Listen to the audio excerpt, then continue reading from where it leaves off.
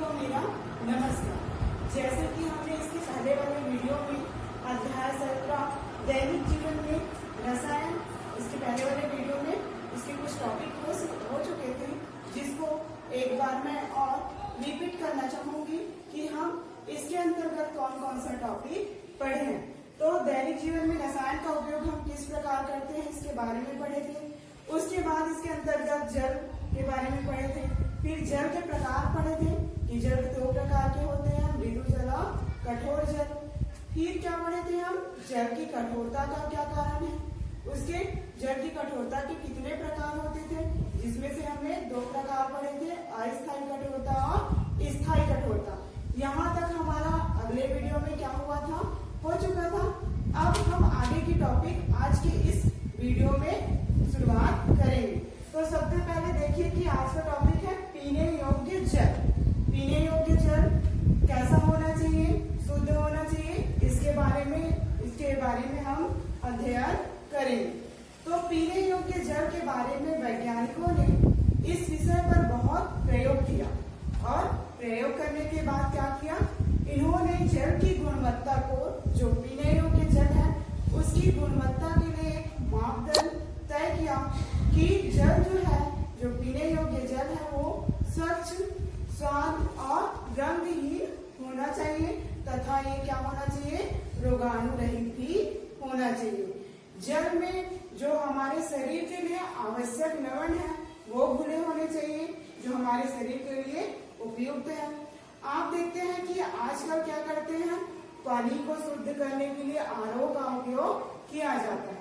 क्यों किया जाता है इस आरओ का उपयोग, सभी लोग जानते हैं कि जो जल में हानिकारक तत्व होते हैं उसकी मात्रा आवश्यकता से अधिक होती है, तो हमारे शरीर के लिए क्या होता है, वो नुकसानदायक होता है। जल में जैसे कि कैल्शियम, मैग्नीशियम है, लेड है, आर्सेनिक है, मरकरी है, ये सभी तत्व जल में उपस्थित होते हैं। अगर इसकी मात्रा हमारे शरीर के लिए जो आवश्यकता से भी अधिक हो गई तो क्या होगी, इन तत्वों की मात्रा अगर पानी में अधिक हो गई तो ये हमारे लिए हानिकारक है। इसलिए आजकल हम लोग आरओ का और भी इसके प्रोडक्ट हैं, जैसे कि वाटर प्यूरिफिकेशन के बहुत सारे हैं जो इसका उपयोग हम करते हैं जल को शुद्ध करने के लिए। तो क्या होता है, वो जल क्या होता है, हमारे पीने के लिए शुद्ध होता है। इसके अलावा हम और तरीकों से भी जल को शुद्ध कर सकते हैं। जैसे क्या हो गया, हम लाल दवा का उपयोग कर सकते हैं, विरंजन चूर्ण का उपयोग कर सकते हैं, फिटकिरी का उपयोग कर सकते हैं तथा क्लोरीन दवाई का भी उपयोग करके हम जल को शुद्ध कर सकते हैं, जो हमारे पीने लायक हो। यह हो गया कि जल, पीने योग्य जल कैसा होना चाहिए। अब आते हैं कि जल का उपयोग, जल का उपयोग किन किन क्षेत्रों में किया जाता है और किस रूप में किया जाता है, इसके बारे में हम आगे डिस्कस करेंगे। तो जल का उपयोग सार्वत्रिक विलायक के रूप में किया जाता है। दूसरा है, आप सभी लोग जानते हैं कि भारत जो देश है वो क्या होता है, कृषि प्रधान देश है, ठीक है। अधिकतर लोग खेती किसानी करते हैं, तो कृषि के क्षेत्र में भी जल का उपयोग सिंचाई के रूप में किया जाता है। तीसरा है, हम अपने दैनिक जीवन में जल का उपयोग करते हैं, खाना बनाने से लेकर नहाने के लिए, और बहुत सी चीजें हैं जो हमारे दैनिक जीवन में जल का उपयोग होता है। चौथा आपका है उपयोग इसका, कि हम इसका उपयोग उद्योग के क्षेत्र में भी कर सकते हैं, जैसे कपड़ा उद्योग हो गया, और क्या हो गया, पेपर उद्योग हो गया, खनन हो गया, इन सभी क्षेत्रों में भी जल का उपयोग किया जाता है। इस प्रकार जल का उपयोग क्या हो गया, कंप्लीट हो गया। आगे का टॉपिक है जल प्रदूषण। तो आप सभी जानते हो कि जल प्रदूषण किन किन कारणों से होता है, आप सभी पढ़ते भी आ रहे हो। तो थोड़ा सा मैं इसके बारे में बताना चाहूंगी कि जल प्रदूषण के क्या क्या कारण, ठीक है। तो जल प्रदूषण के सबसे प्रमुख कारण है घरेलू अपशिष्ट हो गया, मानवीय क्रियाकलाप हो गया, औद्योगिक अपशिष्ट हो गए, और क्या हो गया आपका, जो किसान जो है वो क्या करते हैं, कीटनाशक दवाइयों का उपयोग करते हैं, उर्वरक का उपयोग करते हैं, इससे भी जल प्रदूषित होता है। तो देखते हैं कि जल किस प्रकार प्रदूषित होता है, घरेलू अपशिष्टों के माध्यम से या औद्योगिक अपशिष्टों के माध्यम से। तो सबसे पहले मैं क्या बता रही थी आप लोगों की, घरेलू अपशिष्ट। आप जानते हैं कि हमारे घर से क्या है, सड़े गले सब्जी निकलते हैं, या फिर सड़े गले सब्जी हो गए, फलों के छिलके हो गए, राख हो गया, कूड़ा करकट हो गया, तो ये सभी अपशिष्ट है किसी न किसी माध्यम से नाली से होते हुए अगर किसी जल तालाब या नदी में ये क्या हो गया, मिक्स हो गया, या फिर ये प्रवाहित होने लगे नदियों के माध्यम से उस तालाब में अगर चले गए तो वो क्या होगा, तालाब क्या हो जाएगा, दूषित हो जाएगा, या फिर ये नदी से मिल गया तो क्या होगा, नदी का जल क्या हो जाएगा, प्रदूषित हो जाएगा। ये क्या है आपका घरेलू अपशिष्ट की बात हो गई। अगला देखते हैं कि जल प्रदूषण का दूसरा कारण औद्योगिक अपशिष्ट। आप जानते हो कि कारखानों से निकलने वाले दूषित जल को बिना ट्रीटमेंट किए ही अगर हम नदी और तालाबों से जोड़ देते हैं, या किसी कारण से ये कारखानों का पानी बहता हुआ नदी या तालाब में जाकर मिल गया तो ये क्या करेगा, जल को प्रदूषित करेगा। तीसरा है आपका क्या है, कीटनाशक उर्वरकों का उपयोग। हम क्या करते हैं, फसलों की पैदावार को बढ़ाने के लिए कीटनाशक दवाइयों का उपयोग करते हैं, खाद का उपयोग करते हैं, जिसमें यूरिया हो गया, फास्फेट हो गया, डीपी हो गया, ये सब ट्रिपल सुपर फास्फेट हो गया। इन सभी चीजों का उपयोग जो हानिकारक है उन सभी चीजों का उपयोग करते हैं, जिसके कारण ये कीटनाशक दवाइयां का असर क्या होता है, धीरे धीरे भूमि के अंदर जाता है और ये जो भूमिगत जल है उसको क्या करता है, दूषित करता है। तो इस प्रकार से तीसरा कारण क्या हो गया आपका, उर्वरक कीटनाशकों का उपयोग भी एक तरीके से हमारे जल को क्या कर देते हैं, प्रदूषित करते हैं। इसके अलावा मानवीय क्रियाकलापों के द्वारा भी जल प्रदूषित होते हैं। जैसे क्या करते हैं, गांव में लोग अपने घर के बर्तनों को ले जाकर, जूठे बर्तन है उसको नदी या तालाबों में ले जाकर साफ करते हैं। इसके अलावा भी क्या करते हैं, पशुओं को नहलाते हैं।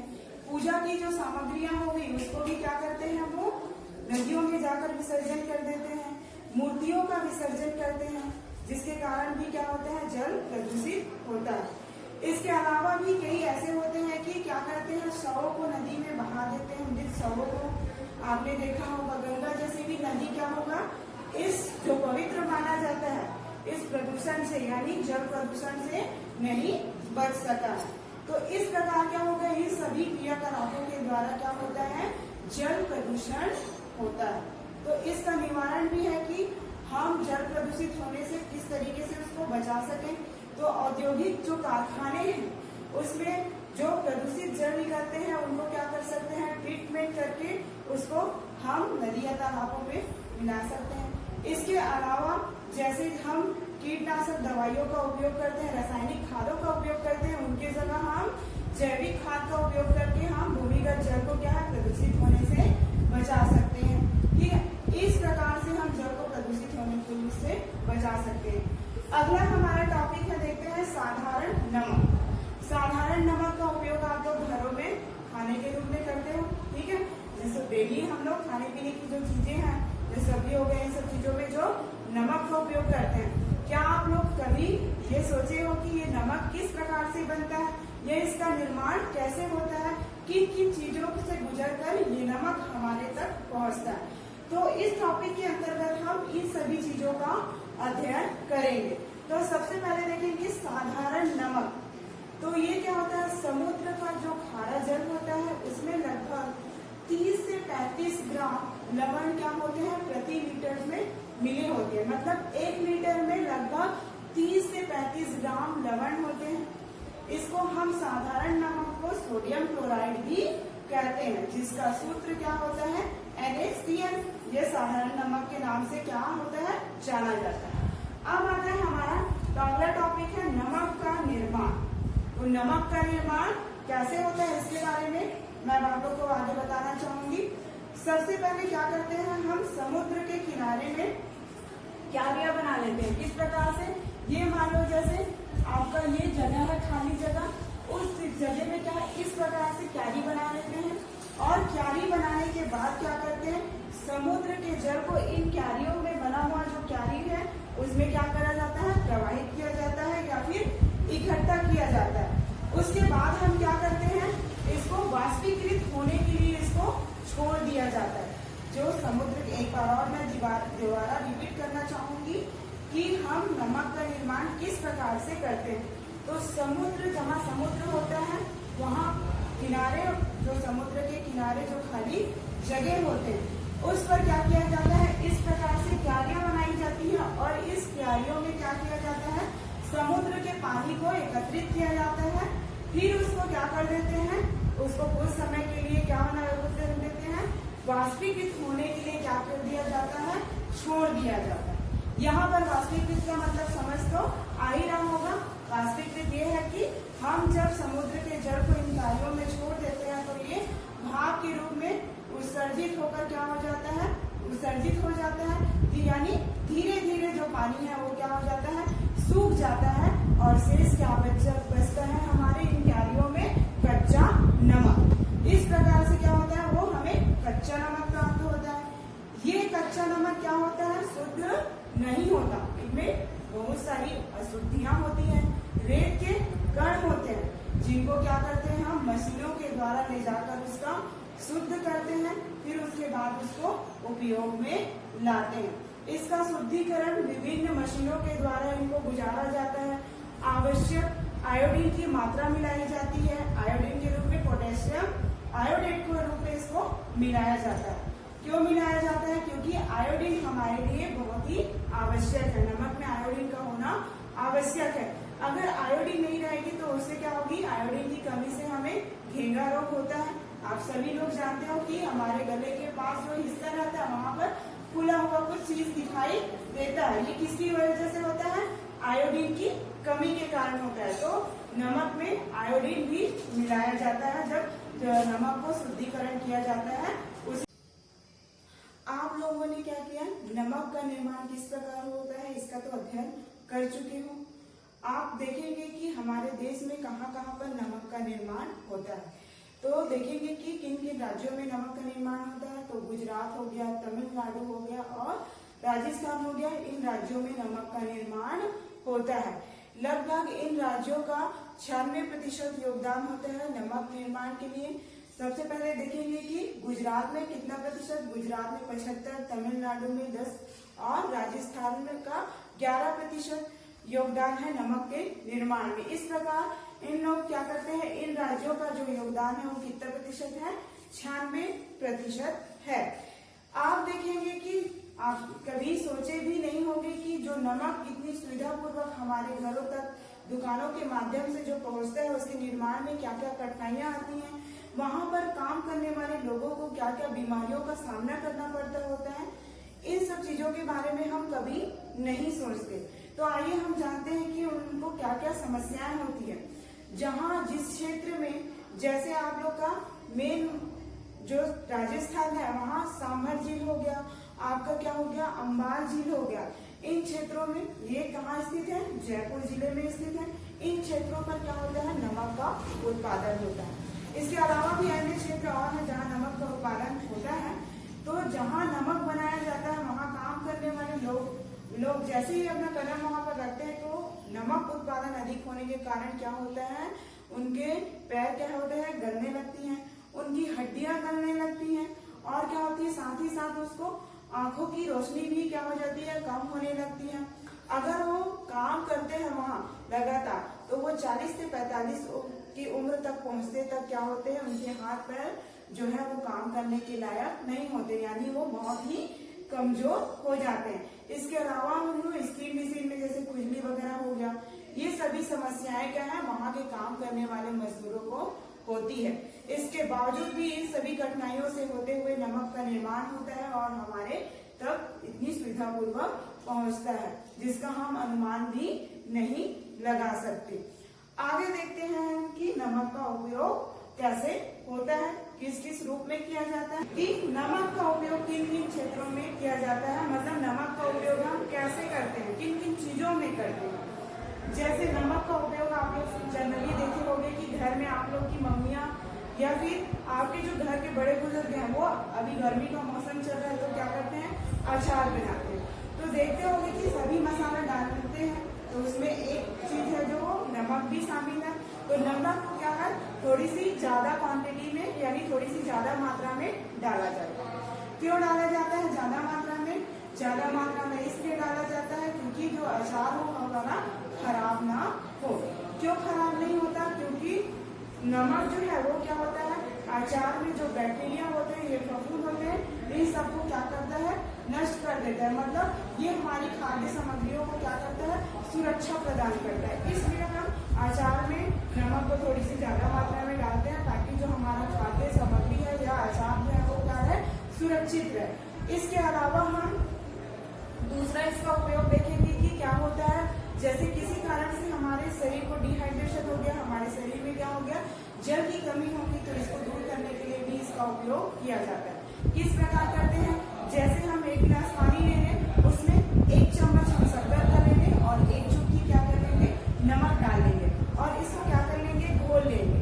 1 गिलास गुनगुना पानी लेना है आपको, उसमें क्या करना है, थोड़ा सा चुटकी भर नमक डालना है और 1 चम्मच शक्कर डालना है। उसके बाद इसको घोलकर हम ORS के घोल के रूप में इसका उपयोग करते हैं, जो हमारे शरीर के पानी को कमी को क्या करता है, दूर करता है। इस प्रकार से इसका उपयोग करते हैं। इसके अलावा भी जैसे हम दैनिक जीवन में हम उपयोग करते हैं, जैसे बेकिंग सोडा हो गया, कपड़े धोने का सोडा हो गया, कॉस्टिक सोडा हो गया, विरंजक चूर्ण हो गया, ये हमारे दैनिक जीवन में उपयोग होने वाले रसायन है, जिनके निर्माण में भी क्या होता है, नमक का उपयोग किया जाता है। तो इस प्रकार से नमक का उपयोग होता है। अब हम देखेंगे कि खाने का सोडा, अगला हमारा जो टॉपिक क्या है, खाने का सोडा, जिसका नाम क्या होता है, सोडियम हाइड्रोजन कार्बोनेट। ये खाने के सोडे को हम बेकिंग सोडा भी कहते हैं। इसका रासायनिक नाम क्या होता है, सोडियम हाइड्रोजन कार्बोनेट, या फिर इसी को हम सोडियम बाइकार्बोनेट भी बोलते हैं। तो आप लोग देखे होंगे कि जनरली रसोई घर में खाने के सोडे का उपयोग होता है। जैसे कोई भी खाद्य सामग्री है जिसको बनाने, स्पंजी बनाने के लिए सोडे का उपयोग करते हैं। देखेंगे कि इसके अलावा भी आपका जैसे कोई केक बना रहा है या इडली बना रहा है या फिर क्या हो गया, ढोकला बनाते हैं, तो इन सब चीजों को, ब्रेड बना रहा है, तो इन सब चीजों को स्पंजी बनाने के लिए किसका उपयोग किया जाता है, खाने का सोडा का उपयोग किया जाता है। इसके अलावा भी रसोई घर में हम इसका उपयोग और तरीके से करते हैं। कभी हमें अगर खाने को जल्दी पकाना हो तो इसके लिए भी हम खाने के सोडे का उपयोग करते हैं। इसका उपयोग हम सोडियम क्लोराइड का उपयोग कर अमोनिया साल्वे विधि द्वारा भी हम प्राप्त कर सकते हैं। देखोगे यहाँ पर किसकी किसकी बात हो रही है, ये सोडियम क्लोराइड और ये क्या है आपका H2O पानी, CO2 है कार्बन डाइऑक्साइड और NH3 क्या है, अमोनिया गैस है। तो इसको हम किस प्रकार से प्राप्त करेंगे, ये सोडियम क्लोराइड का उपयोग करके हम अमोनिया साल्वे विधि द्वारा सोडियम हाइड्रोजन कार्बोनेट को प्राप्त कर सकते हैं। देखिए यहाँ पर सोडियम क्लोराइड हो गया, इसका NaCl मतलब सोडियम क्लोराइड, H2O मतलब पानी, CO2 मतलब कार्बन डाइऑक्साइड और NH3 मतलब अमोनिया गैस। तो इस प्रकार से ये सभी आपस में क्रिया करके क्या बनाएंगे, अमोनियम क्लोराइड बनाएंगे और ये हमें क्या प्राप्त होगा, सोडियम हाइड्रोजन कार्बोनेट अंत में प्राप्त होगा। तो यहाँ पर देखेंगे कि हमारा सोडियम जो है वो कितना है, कुछ नहीं है, मतलब क्या है, 1 है। तो यहाँ पर भी सोडियम जो है वो क्या है, 1 है। क्लोराइड कितनी है, यहाँ पर कुछ नहीं है, मतलब 1 है। तो यहाँ पर भी क्लोराइड कितना है, हमारा 1 है। अब देखेंगे कि हमारा हाइड्रोजन यहाँ पर कितना है, 2 है। तो उधर देखेंगे कि हमारा हाइड्रोजन कितना है, यहाँ का 2 हाइड्रोजन और यहाँ का कितना हाइड्रोजन, आपका 3 हाइड्रोजन। कितने हाइड्रोजन हुए, 3 और 2 कितना हुआ, 5 हाइड्रोजन। तो हम समीकरण के दूसरे ओर देखेंगे कि हमारा जो हाइड्रोजन है वो 5 है कि नहीं। तो देखेंगे कि 4 हाइड्रोजन यहाँ पर है और 1 हाइड्रोजन यहाँ पर है। तो हमारे समीकरण के दाईं ओर भी क्या है, 5 हाइड्रोजन है। उसके बाद बात करते हैं ऑक्सीजन की। तो ऑक्सीजन कहाँ कितना है, यहाँ पर 1 और यहाँ पर कितनी है, 2। तो कितना ऑक्सीजन हो गया, 3। तो इस प्रकार से ऑक्सीजन भी कितने हो गए, 3। और कार्बन यहाँ पर कितना है आपका, 1। तो यहाँ पर भी कार्बन कितनी है, 1। इस प्रकार से हमारा समीकरण क्या हुआ, संतुलित हुआ।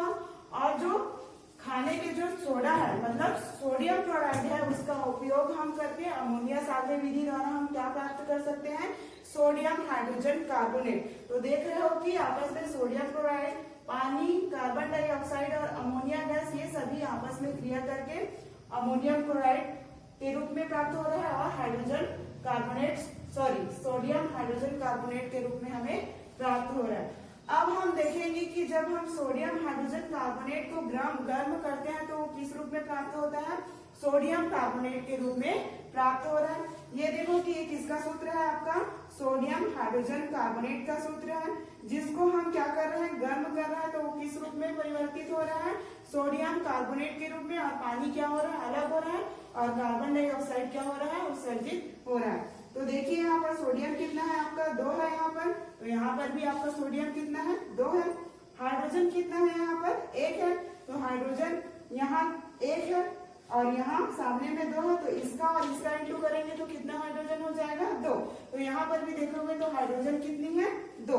और कार्बन की बात करें तो यहाँ कुछ नहीं है, मतलब क्या है, 1 है, और यहाँ सामने में 1 है, तो कितना हो जाएगा कार्बन आपका, कितना हो जाएगा, 2 कार्बन। तो 1 कार्बन यहाँ है और दूसरा कार्बन कहाँ है, यहाँ। इस प्रकार से 2 कार्बन हो गए। अब बात आती है ऑक्सीजन। तो ऑक्सीजन कितना है, 3 ऑक्सीजन, और इसका इंटू करेंगे तो क्या हो जाएगा, 3 दूनी 6 ऑक्सीजन। तो हमारे पास समीकरण की दूसरी ओर कितना ऑक्सीजन होना चाहिए, 6 ऑक्सीजन होना चाहिए। तो यहाँ पर 3 ऑक्सीजन, और यहाँ पर 1 ऑक्सीजन 4 हुआ, और 2 ऑक्सीजन यहाँ पर। तो इस प्रकार से 3 और 1 ऑक्सीजन 4 और 2 6 ऑक्सीजन हो गए। इस प्रकार से जब हम सोडियम हाइड्रोजन कार्बोनेट को गर्म करते हैं तो किस रूप में हमें प्राप्त होता है, सोडियम कार्बोनेट के रूप में प्राप्त हो जाता है, और पानी और कार्बन डाइऑक्साइड क्या हो जाते हैं, अलग हो जाते हैं। इस प्रकार से जो हमारा आने वाला अगला टॉपिक है जैसे कि कपड़े धोने का सोडा, उसको नेक्स्ट वीडियो में पढ़ेंगे। तब तक के लिए थैंक यू।